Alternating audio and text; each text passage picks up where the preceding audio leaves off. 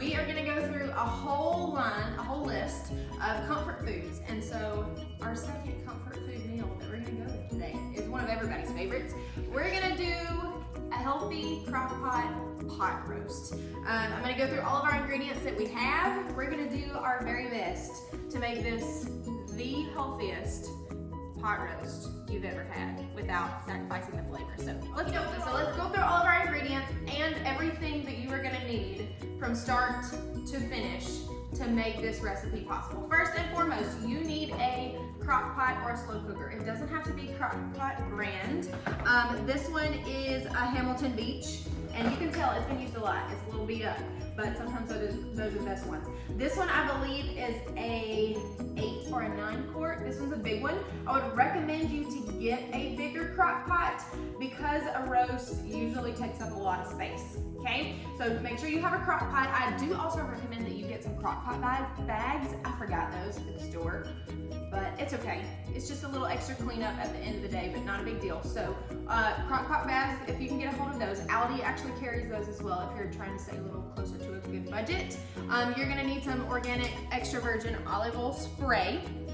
Now, something I wanna let you know about this spray. Do you see how this one has a non-propel, I can't remember exactly how you say it. It's got it written on here somewhere. No propellants. You want one like that because it's not gonna have any additives that are gonna make it push out. It's actually, you are pushing the product out. So this is when you know your extra virgin olive oil is actually a healthier option to go with. Again, we're gonna use some of that kosher salt, just a little bit, not a whole lot, just to give it some flavor. In this little mason jar, I've got some whole garlic cloves. I'm gonna use 2 of those. I've got some organic whole carrots. I'm gonna chop these probably just once in half, but we'll see kind of how they fit in the crock pot. We'll go with that. And then of course, we've got our grass-fed chuck roast. I'm gonna go over this a little bit more in detail here in just a minute, but this is gonna be our chuck roast that we're gonna use today. We have an entire yellow onion. I've got about a tablespoon of each garlic powder and onion powder in there. I'm gonna go ahead and put that together so it can be mixing up together. We're gonna use our coconut oil. Can you see that? Yes, coconut oil and ghee together. This is delicious in every single meal that you could possibly imagine. Good stuff. We've got some organic smoked paprika. You can use regular paprika if you want, but this is gonna give it a little extra smokiness. And then we've got 3 sweet potatoes. Now we went with 3 because a couple of them are a little bit smaller. You can use just 1 large one or 1 large and a medium. So that is all of the things that you're gonna need for this recipe. Now a couple of things that we do wanna go over is a little bit of a price difference and why we choose organic. Just a small snippet of why we choose organic. So we're gonna talk about our chuck roast and our carrots in particular today. So this organic bag of carrots is a 16-ounce, 1-pound bag. This was $2.50 at Walmart. If you were to buy the non-organic whole carrots, just like this, they were $2.25. So there's literally a 25-cent difference. That's a quarter, like that's nothing. And you're gonna get a better quality carrot with better taste. I'm telling you, organic tastes better. I'm telling you. It's gonna taste better, it's gonna be better quality, and you're gonna know that there was no fertilizer or any additives used in this product because it doesn't have any GMOs. It's non-GMO. So not good to go with the non-organic personally, but 25-cent difference, not a whole lot. Now, our grass-fed beef, that's what we're gonna talk about next, our chuck roast. So first of all, you can tell that with this pound or this cut of meat, it doesn't have as much fat on it. 9 times out of 10, every roast I've ever gotten has got a lot of fat on it because this is typically a very fatty meal. It really is. I'm gonna trim some of that fat off, but I wanna talk about the price a little bit because this one was $14.89. Let's see, $14.89, $6.26 per pound, and this is a 2.37 pound chuck roast. Now, this one's grass-fed. Grass-fed means that your cow is not eating anything but the grass. If you buy something that's not grass-fed, you have no idea what your cow's eating. It's literally eating grains, it's eating, you know, ground meal. We don't know what it's eating. So if you're eating some sort of cut of meat, I like to know what my cow's been eating before I put it into my mouth, because if it has additives or if it has steroids, all of that that goes into the cow is going into you too. You don't need that. So the price was $14.84. A non-grass-fed chuck roast, guess what the price was? Same price. Same exact price, but this is a better cut of meat. This is a better quality meat. That's what we're choosing. So we just went ahead and took our roast out of the package and we gave it a little wash. I like to wash all of my meat. Some people say don't do that. I know us Southern people, we love to wash our meat because you just never know where it's been in the package at the store. So I like to wash it down. Now, typically I would tell you to use paper towels or napkins or something like that to dap it all the way around. Dap it, to make sure that it's kind of dried off. But again, we're in quarantine right now, mid-April. Paper towels and things like that are hard to find. So I don't have any, so I'm not gonna worry about it. But what we're gonna do, since I washed it off, put it right on top of our cutting board, and I'm gonna cut some of the fat off. So it's a leaner meat once it goes into our crock pot. Let's see, we're gonna turn it over. There's kind of a big chunk of fat here and over here. So I'm just gonna trim some of that off. Knife is a little bit dull. We need to sharpen these a little bit. Let's see, maybe some of that right there. We swapped our knives out because that one was a little bit dull at the moment. So we're gonna continue. It is kind of slippery, so you kind of gotta work slowly so you don't cut yourself. That would not be good. So we're gonna trim some of that off and just go a little bit at a time. Kind of see where you're at. You don't want to cut, if you can help it, you don't want to cut any of the meat off, just cut the fat off. Like this one big chunk right here, that's a really, really big piece of fat that could be in the middle of your dish. So we're gonna take that completely off, and I'm just throwing it into the sink. And then we'll throw it out once we get done. Let's see. Maybe come right in here, get this little piece off.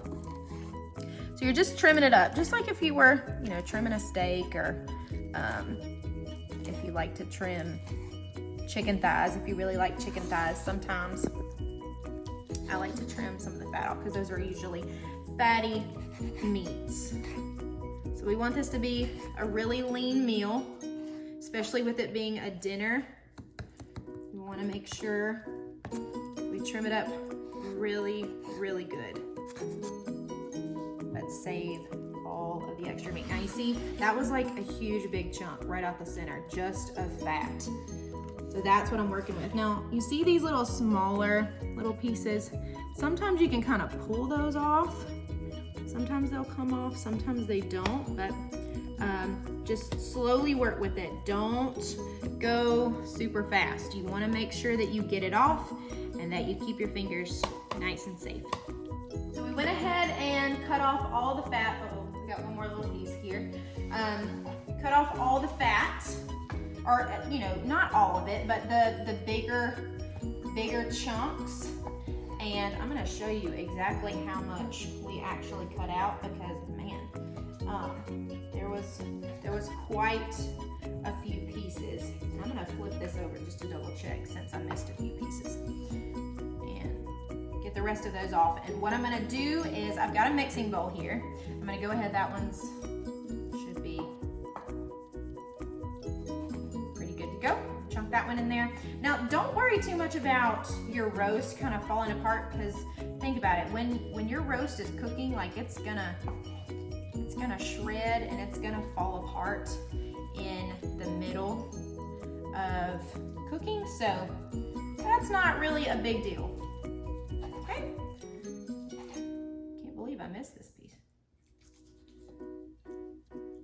That's a pretty big chunk right there. All right. So if you look down in the sink here, look how much fat I cut off of the middle of that roast. Wow, that's a lot. So now what I'm gonna do is I'm gonna kind of cut little slivers, not really like a whole lot, but I'm gonna cut little slivers in the middle of my roast because I wanna make sure, number one, that I've gotten all the fat, like this right here. One more little piece. And when I season it, I want all the seasoning to go all over this roast. I don't want it to just be on top and just be on the bottom. Now these little pieces right here, I'm not gonna worry too much about that. That's not a whole lot, but the big chunks are gone.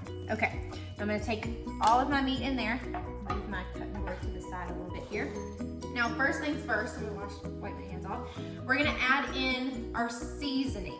So, the first thing I'm gonna do is take my garlic cloves, and let me move that kind of out of the way. I'm gonna take my garlic cloves, because this is gonna be a part of our seasoning. And this is kind of a whole bulb, or about a half a bulb, because I've used half of it already. And I'm gonna use, I want 2 of these, but I kind of want them to be a good size. So here we go, that's better. I'm gonna use 3. I mean, there's never such thing as too much garlic, right? Never, never, never, never. Now, if you want a good trick, if you've never seen this before, of how to get the paper off of your garlic, take a knife, lay it right on top, pop it, boom, off. Super simple. Really easy. You don't have to give it a whole lot of pressure. I think that first one I went a little too hard, but I don't think you have to give it a whole lot of pressure. I'm gonna use our knife and I'm gonna roughly chop this. I'm not, trying to mince perfectly or anything like that. I just wanna make sure that it's nice and chopped. I'm gonna do this slow so you can kind of see the chunks that I'm going with here. Just a rough chop. All right, I'm gonna grab my meat back again. I'm gonna scoop those garlic cloves and lay them right on top of that meat. And I've got my 1 tablespoon of onion powder, 1 tablespoon of garlic powder that I put in this little bowl. I'm gonna just sprinkle that right on, about half of it, only half. I'll show you what we're gonna do with the other half. Then I'm gonna take my smoked paprika and I'm gonna sprinkle about a teaspoon, and then we're gonna do another teaspoon on the other side. And then I'm gonna take a little bit of salt, just a little bit. That's all the salt I'm gonna use for this entire roast, okay? So now you just gotta get your hands in there. Get it all mixed up. Get some of those garlic cloves on this side. Make sure it's good and coated and move it all around. I'm gonna flip it over, add the rest of this. Wipe this hand off so I can grab some paprika one more time. About a teaspoon. Ooh, it smells good. All right, we're gonna rub it down. So when you're grabbing it, you kind of want to grab and then use your fingers to really massage it into the meat. This is what makes your roast super tender, super delicious, and it's going to carry those flavors throughout the entire dish. Because a lot of the time we just put a roast in the crock pot and we just dump things on top and then we let it cook. Well, the back side and the inside gets nice and tender, but you don't always have the flavor all the way through. So this is gonna really help that. All right, we're good to go with our meat. Now we're gonna start with our vegetables. I think we all pretty much know how to chop vegetables. So we're gonna speed this one up, but I'll show you how I do it. I've got my carrots, got my onion, my potatoes, and let's get to chopping.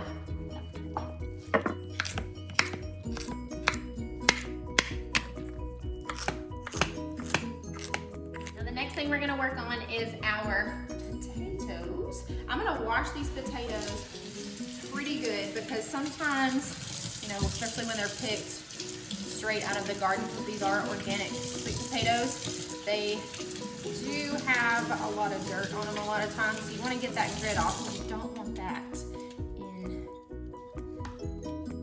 in your recipe for sure. And I'm gonna take, this is just a standard potato peeler, and And I'm gonna take one of my thumbs and hold it right on top, and then I'm just gonna pull all the way to the top. And I'm gonna slice and dice these potatoes once I get them all peeled. So I've got all of our potatoes all peeled, and I wanna show you something. You see this little bad part on the potato?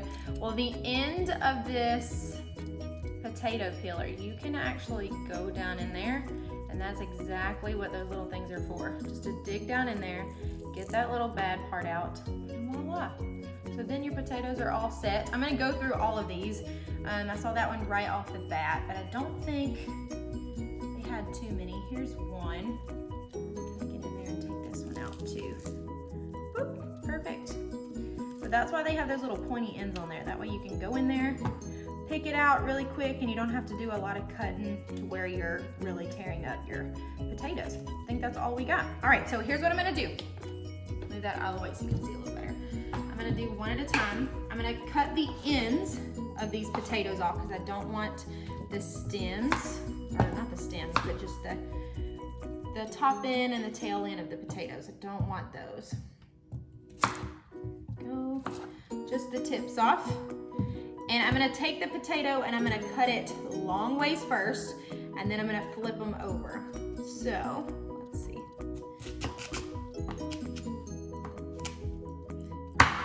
Sometimes you kind of have to give it a smack. And then I'm gonna lay them face down. And I'm gonna go in half, yet again, both sides. Perfect. And then I'm just gonna dice all the way across, okay?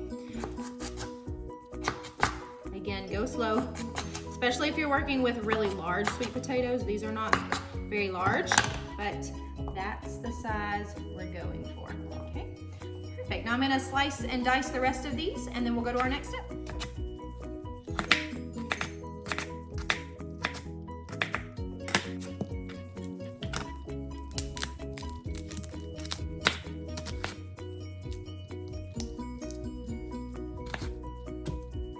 Are all chopped. We've got our sweet potatoes, our carrots, and our onions. We decided to slice our onions in just little slices instead of dicing them, but honestly, do whatever makes you happy and whichever way that your family likes to eat a roast. I'm gonna take a little bit of this organic coconut oil, and I'm gonna heavily, generously coat the inside of my crock pot. Still do this if you're using crock pot bags.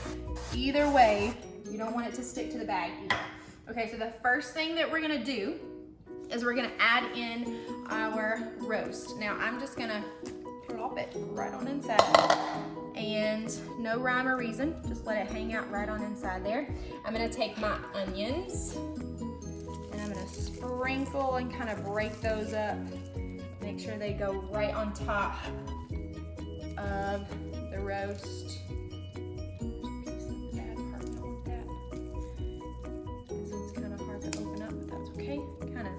Slither those on inside there. Perfect. Then we're gonna take our sweet potatoes, and I'm gonna kind of put those all the way around on the side. I've got a few more sweet potatoes. I should have gotten a bigger little pot or bowl to hold these, but that's okay. Now I'm gonna spray one more time on top of these. And I'm gonna come back in with the rest of my sweet potato and my carrots, and I'm gonna just mix them up and throw them in. Whoops, we lost one, that's okay. Mix them up, throw them in, perfect, just like that. Now I'm gonna go in with my coconut oil and ghee. I'm gonna grab a spoon here, like a mixing spoon. Maybe, let me see, let me grab a different spoon here. Take and stir this up just a little bit because I want coconut oil and ghee, and sometimes the coconut oil likes to kind of rest down in the bottom. So I'm going to take 1 tablespoon, sprinkle over one side, right down the middle, and then 3 right on this side. Perfect. Now if you do want to add some extra spices, right on top of your carrots, you can do that. Or you can leave it just like this and let it roast. Depends on your taste, depends on your family. Maybe a little salt and pepper if you wanted to on top, but I'm gonna leave ours just like this. We're gonna roast it up for 6 hours on high. We forgot to tell you kind of closer to the beginning, the seasoning that I used, a lot of the time in my family, we've always used a French onion soup mix packet to like sprinkle over the top, which makes a delicious roast, but it's kind of got some of the added crap in it that we don't really want to eat. So, or we don't like to ingest. So what I did was I just took some of the spices that go into French onion soup mix, and that's what I did. That's what I added in here. So it's straight from the source. It's a spice. You made it at home. You know what's in it. Sprinkled it, sauteed, whatever you want to call it, in with your roast, and then we're good to go. It's time to eat. Our roast looks absolutely delicious. I added some fresh green onion right on top, just for garnish and for added color, but that's optional. But man, this house smells so good.